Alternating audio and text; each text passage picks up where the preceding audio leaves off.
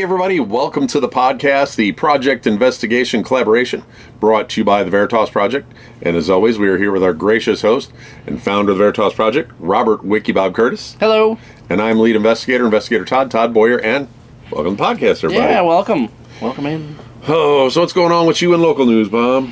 No, we finished cleaning out the library, so it's ready to start doing rehab work on it. So right on. With the floor fixed, and we'll be able to move the studio in. Yeah, I cleaned out the closets, took the doors off, got all that ready to start hacking and slashing in there. That is good stuff. I'm going to finish up the 5th book this weekend of that series I've been working on. Nice. I've got about 2 hours worth of work to do on it, and that should be in, and should be up on Audible in a couple weeks. Cool. So it's another one of those Western ones? Yep, another one. Book 5 of the Westerns. Yep. Nice. So I'm getting my name out there, so it's going. That stuff's doing good.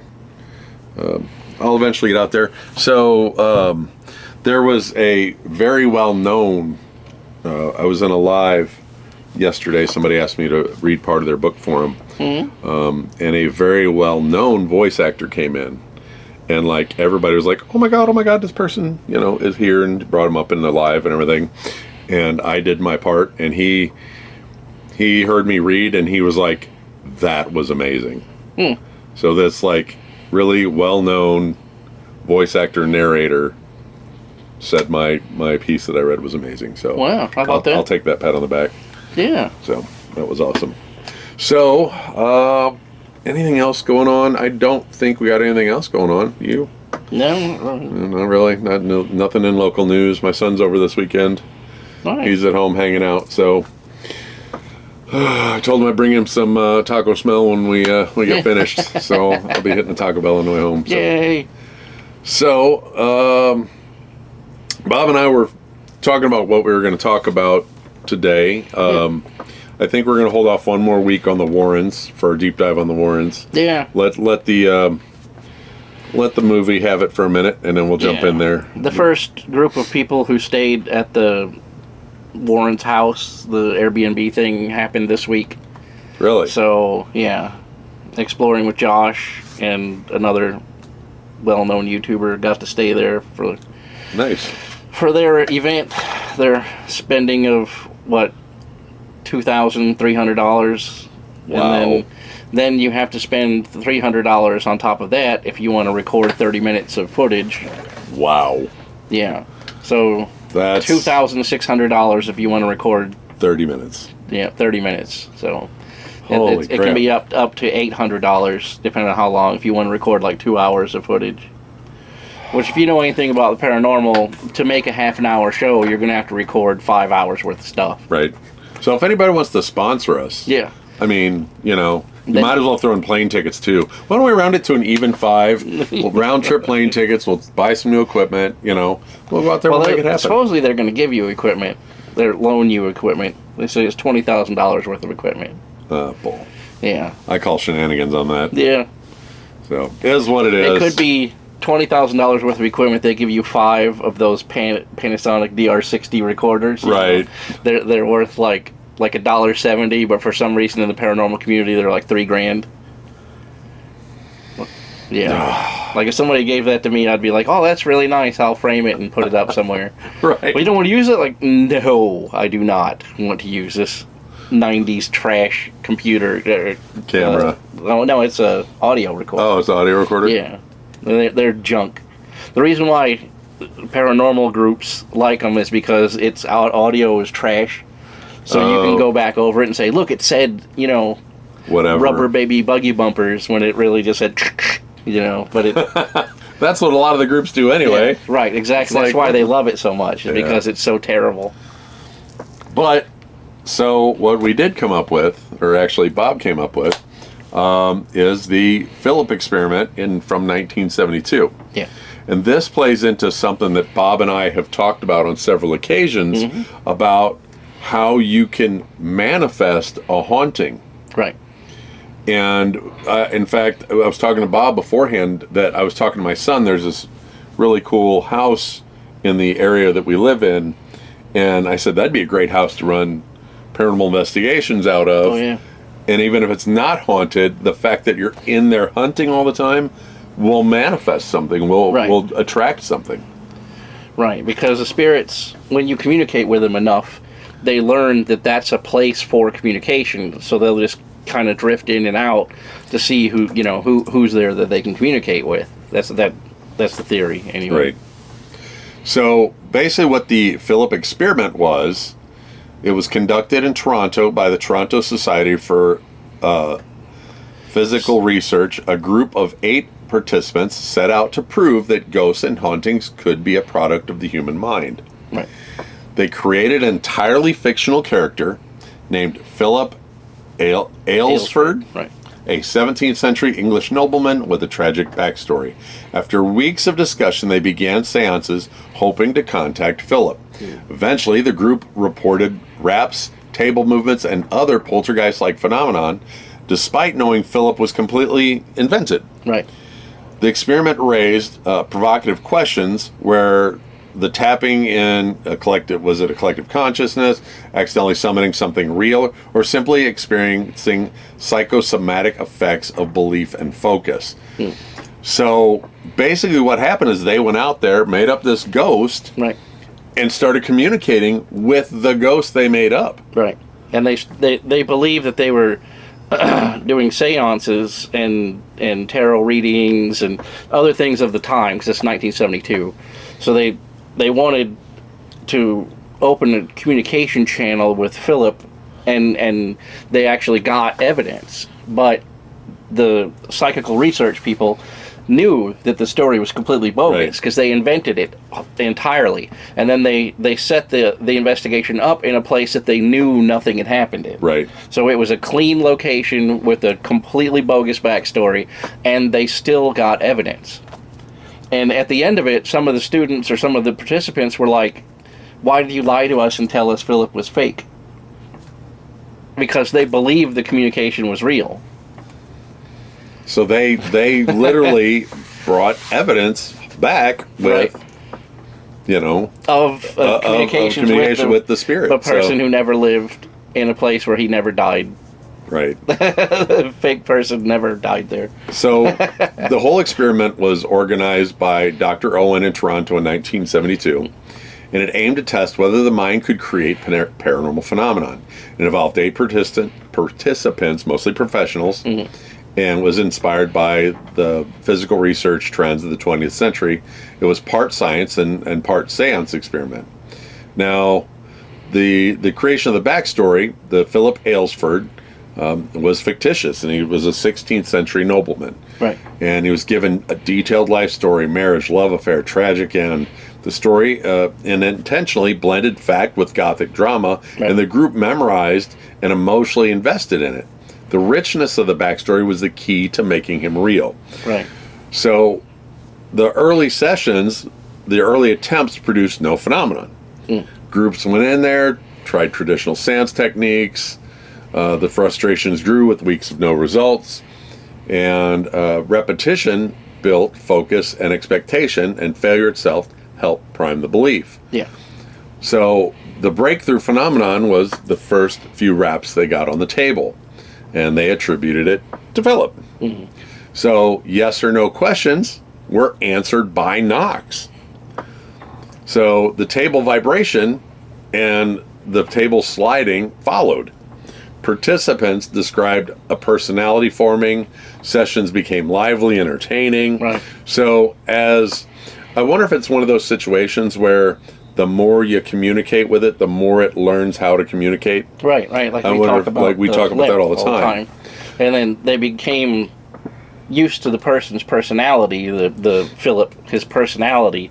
So then they knew how to communicate better. Right. Like they learned, his backstory and how to speak to the person, and then he became more a cohesive experiment.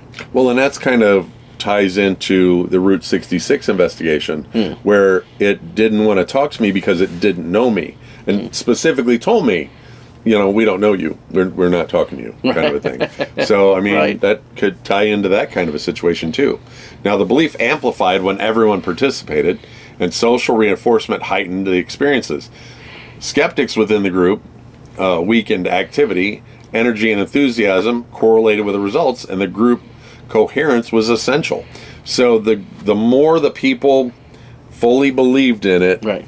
the better the haunting got. Right. The better the evidence got. Yeah, better the evidence. The more skeptics were added to the mix, then the less the communication got. So it was something where if you had all of the believers in one area, then you were getting good evidence back, right? But as soon as you put a naysayer in there who was trying to debunk everything, then the energy went down. That's basically what they're saying. Now, the fiction turned into perceived reality, the shared visualization. I'm a professional reader, really, I promise. Created anchors, imagination blurred with external events. Now, this raised questions about thought forms and shows how mental constructs can manifest physical-like effects. Now, my thing with that is, now they attributed it to Phillip, but did they actually get a name of Phillip? Or were they... Oh, yeah. Like on the Ouija board sessions and pendulum sessions, it would say, I'm Phillip. So that makes you wonder. That's an interesting thing, too, where they're talking about tulpas and egregores, where you manifest a thing into being, right? Like Phillip didn't exist in this space, but because they had a belief that he did, then they're creating the tulpa of Phillip, to be a real thing that you can communicate with. It's fascinating.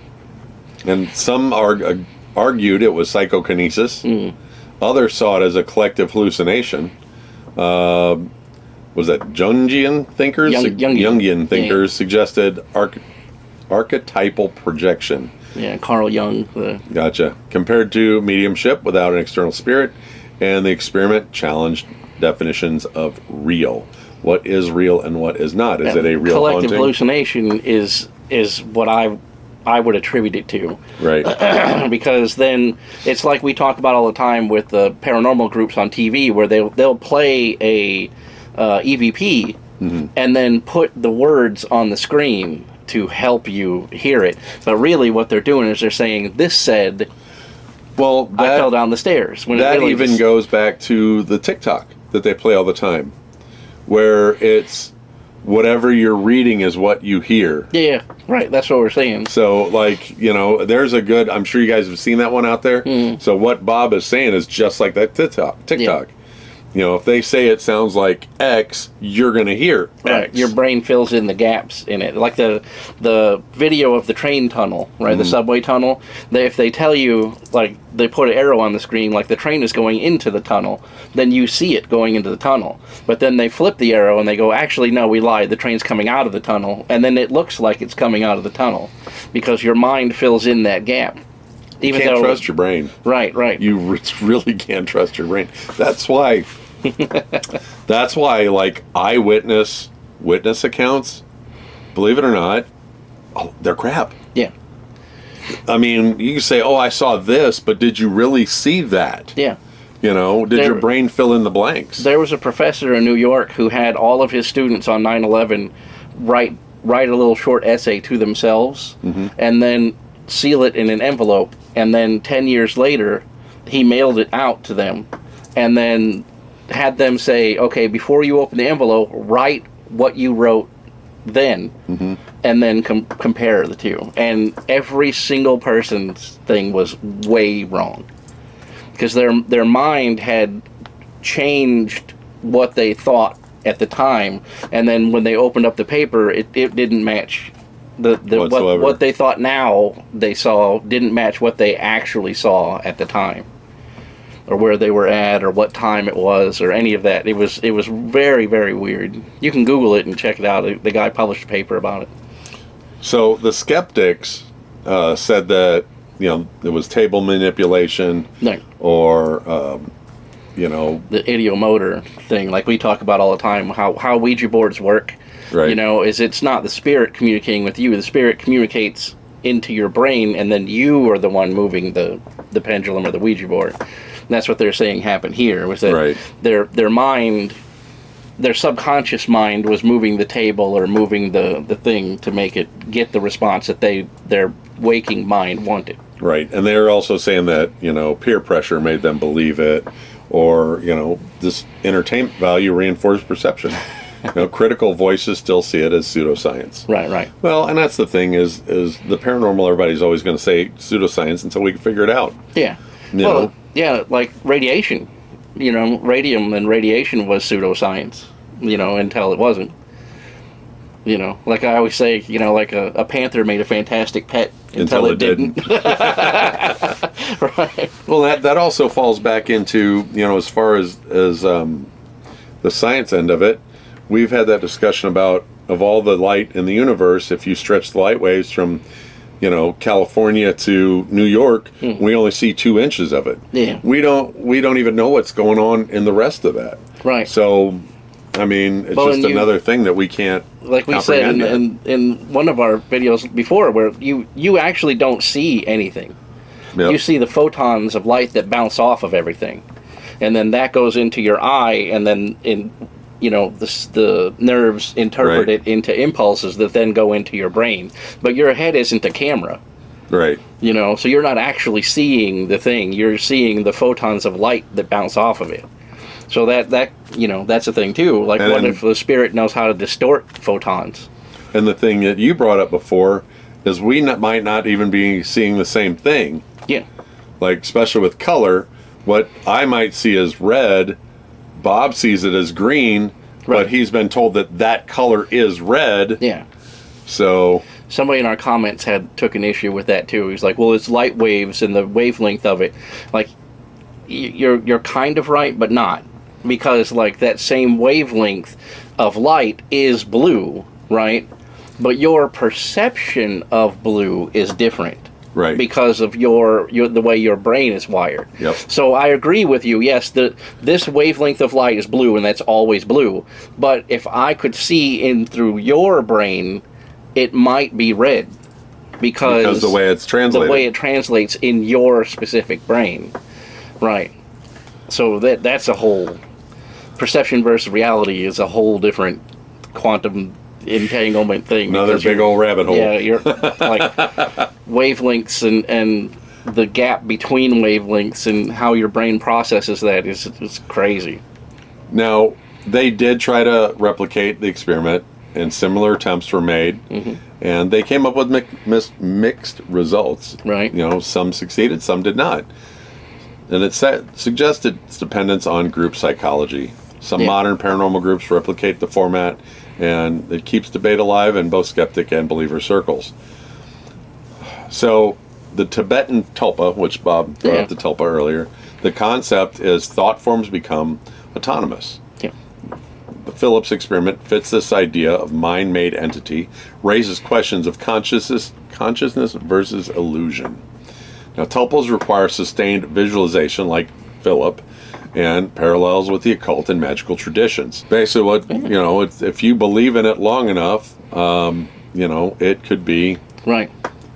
And that's one of the things that they do in the Tibetan temples, is that they're praying the mantra over and over again to the Buddha, and then their belief is that he becomes a tulpa, that he exists in our reality because they pray to him constantly. Right.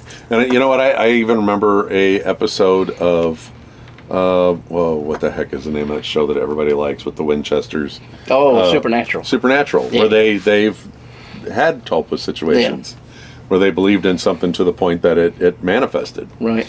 And, this thing kind of played into a lot of different things we've seen in movies and whatnot, like Ghostbusters and that stuff. The manifestation of the Stay Puft Marshmallow Man or whatever. So that's a very extreme heightened form of it, but that is a form of it.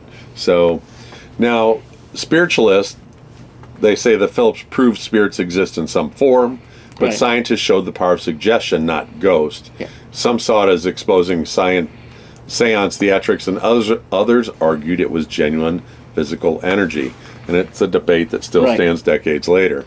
Well, that's what they talk about. The séance theatrics is a whole thing that I get into a lot of times with reading old manuscripts about magic, right? And it's not that the spell that you're doing is what makes the end thing happen. It's the psychodrama of doing the ritual Yes. that makes the thing happen.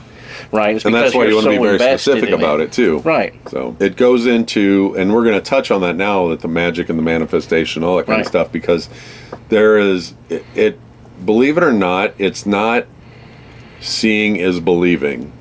It actually is believing is seeing. Yeah. Because especially even with the internet, whatever you want to find out there, that's what you're going to find. You're not going to find the contrary. If you're looking for something and you put in, I want to find X, well, Y, the contrary, is not going to pop up because your brain is wired to look for X. And look at the Slender Man, right? Yep. The Slender Man was never a cryptid. That never really happened. But because people believed in the Slender Man, they manifested this internet demon into reality, and then people were disappearing into the woods following the Slender Man that doesn't exist. Right? There's at least 3 documented cases of kids that got up in the night and walked out with the Slender Man and just disappeared. Just the wild. thing that doesn't exist. Right? There is no Slender Man, but the Slender Man existed for them because they believed in it. Crazy. Such a wild rabbit hole. Yeah. So the similarities with the magic, ritual, and belief are central, just as Phillips was conjured through group belief. Manifestation, the visualization, emotional investment into his stories mirror the law of attraction techniques. So, if you go around and you believe that you're rich and you live like you're rich, supposedly eventually you become rich. Oh yeah. So we need to start living. The TikTok's full of that.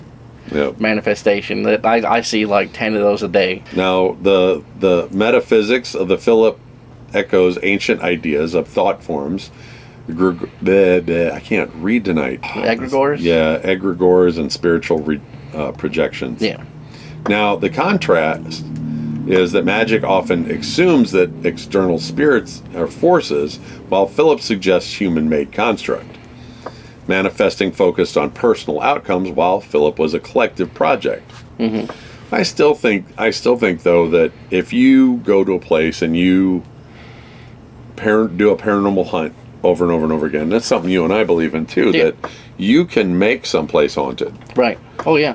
By repeat visiting out there, and you can manifest a haunting in that location. By going there over and over and over again. That's why we don't do any of our spirit communication in our home, because we don't want to teach paranormal, entities that they can communicate here. We only communicate with them out somewhere else. Not while I'm trying to sleep at 3 a.m. You know how many people I see on TikTok out there doing spirit communication in their own home? Yeah. Or how many people have told me, oh yeah, I communicate with things in my house and blah, blah. I'm like, you're an idiot. To put it bluntly, you are not the smartest person in the world. No. Because you are inviting nasty, nasty things to come into your house. At any time. Yep. So what the analogy we always use is if you've got the only payphone in a small town, everybody's going to the payphone. Right. You can minimize that if you follow our techniques we discussed before with spirit communications, where you open the communication session, you ring the bell and say, this is when we're going to communicate here. Then you ring the bell and say, this is no more communications coming out of this device, no matter where it is. I'm not talking to you. I will not interact with you. The session is closed. Done with it.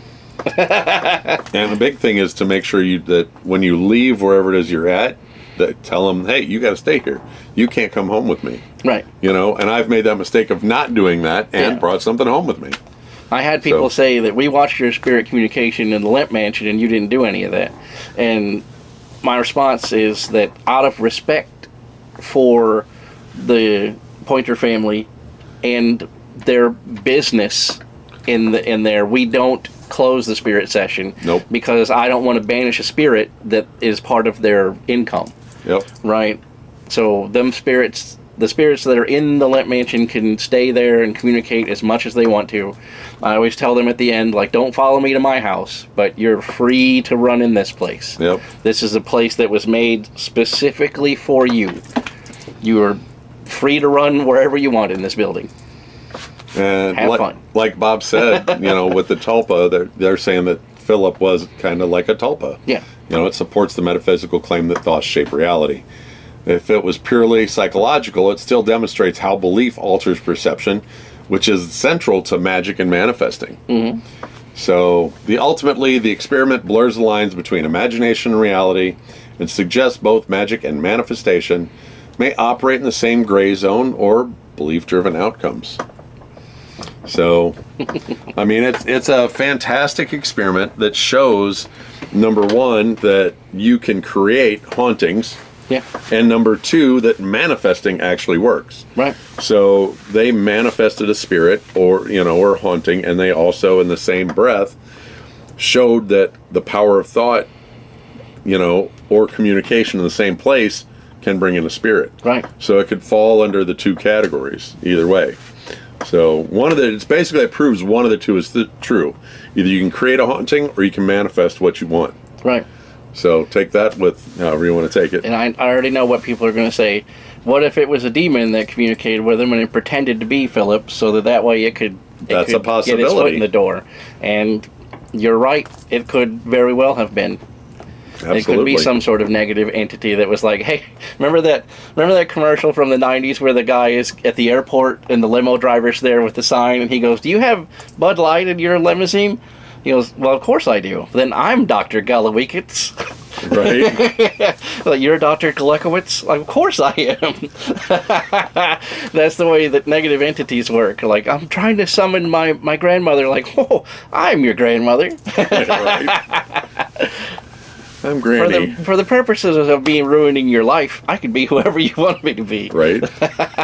So there's that possibility too. Exactly. They drew in some bad thing that's doing bad things. So yeah, this wild wild things doing bad experiment. things. Yeah, bad things doing bad things. Yeah. Absolutely. But I bring this up to people sometimes in conversations, talking about how manifestation and that stuff works, and that everybody always glazes over. Like, what? I never heard of that. Like, yeah, it's a real thing. You can look it up. The Phillip Experiment. For some reason, I thought it was later in the 70s. I didn't know it was 72. That's early. That's before I was born. That's before both of us were born. That was a year before we were born. So it was a little before our time. So I bet you it was a bunch of hippies in there, and This is before. Hey, Phillip, man, we're gonna come and communicate. It's before with The you. Exorcist came out, so I can tell you that's why it worked. So. Because just a year later, when The Exorcist came out, they'd have been like, "Nah, you can take that Ouija board back. We're not." Yeah, Ouija boards get such a bad rap now because of that movie. Right. So, and I see them everywhere still for sale everywhere. Yeah. At Walmart, So. they got them. You can go buy a Ouija board right now in the games section at Walmart. There you go. Me, you don't need it. I'm not a big fan of Ouija. I can't say that. I've never really tried it, so I can't poo-poo on it. Yeah. So. You can't be in the paranormal field without messing with a Ouija board once or twice. It's one of those things. So, thank you guys for joining us on the podcast. Yeah. We appreciate you guys. Don't forget to check us out on Discord. The Real Veritas Project. You have any questions or you want to sit and chat, or if you have any ideas for a podcast, send it out there. Or if you want to send Bob or I a note, you can send it to the Real Veritas Project at gmail.com and hit us up there if you have any questions or concerns, or like you said, if you have an idea. If you want to ask a question or anything, fire an email over there or leave a comment on the YouTube. I usually answer every comment unless I get beat up in the comments. Then I'll take a break. I'll take a break from it. Right. that happens. Bob's on everything. Yeah. RS Curtis 73 at just about everywhere, and I am Investigator Todd on all social medias. And don't forget about the Patreon. If you want to become a Patreon member, it doesn't cost anything. Go to Patreon, look up the Real Veritas Project. Yeah. Or is it the Real Veritas Project or Veritas Project? I think it's just the Veritas Project. So look up the Veritas Project, sign up, become a 0-level member, and we'll put your name at the end saying you're a Patreon supporter. Yeah. If you want to do the $5 Patreon membership, we send you a really cool postcard every month that Angie creates. Bob and I will sign it. Angie will write you a nice note, and we'll send those out to you every month. They're really awesome. They are. We've been doing the postcards for over a year. Yeah. We decided at some point that we're going to start doing it. We've been doing them for over a year. So I know Robin's got every one of them, I think. I think so. Robin has every one. She's been a soldier from the beginning. So, also, if you want some of the merch, go get the merch on Shipley. No, Printify. Printify. Dang it! I was thinking not Shipley. The opposite of Shipley. It's Printify. Yeah. Printify. So I messed that one up. Yeah, and we sell whatever the shirt is for that month. You can get a mug. You can get a sticker. You can get all that stuff with that. Whatever logo comes on the postcard for that month is you can buy that shirt logo for that month. Also, if you want just standard logo on something, you can get that on there. Also, don't forget our partnership with Debbie. If you want 10% off, it's good stuff. It is good stuff. Bob will put the big thing right here. But use the whole truth, like it says right on that card, all one word, and get 10% off. And it's good stuff. I know Bob drinks it a lot. Yeah. Robin drinks it a lot. I'm drinking it right now. now. I'll be drinking it here. By next weekend, I'll be having some too. So I'll be drinking the heck out of it too. So thank you guys for joining us. We appreciate you all coming in and hanging out with us on the TikTok. If you're watching us currently live on TikTok, we'll stick around and answer any questions afterwards. Don't forget to follow Bob and myself. And then also, if you're watching us on YouTube, like, comment, share, ring the notification bell. If you think somebody will dig the paranormal stuff that we cover, and man, do we cover a lot of stuff. Yeah. Like I said, we've been doing this for 2 years, every week for 2 years. Actually, October 1st will be our second anniversary. So we're coming up real close on our second anniversary. How about that? So, it's crazy to think about it. So, that means there are over 100 podcasts, or will be over 100 podcasts here. If there's not now, there will be shortly. Also on the channel, don't forget to check out Bob and Angie, where they review horror movies. Yeah, we do horror movie reviews. We go see new movies when they come out. We usually try to go their opening week if we can't go the opening day to see. So this week we saw the new Conjuring movie. So that review is out. Yep. Yeah. So, thank you guys once again for all your support. On behalf of Bob, Angie, Kay, Robin, and myself, thank you for joining us on the podcast, everyone. And remember, stay curious and find the truth, and we'll catch you guys next time. Bye, everybody. See ya.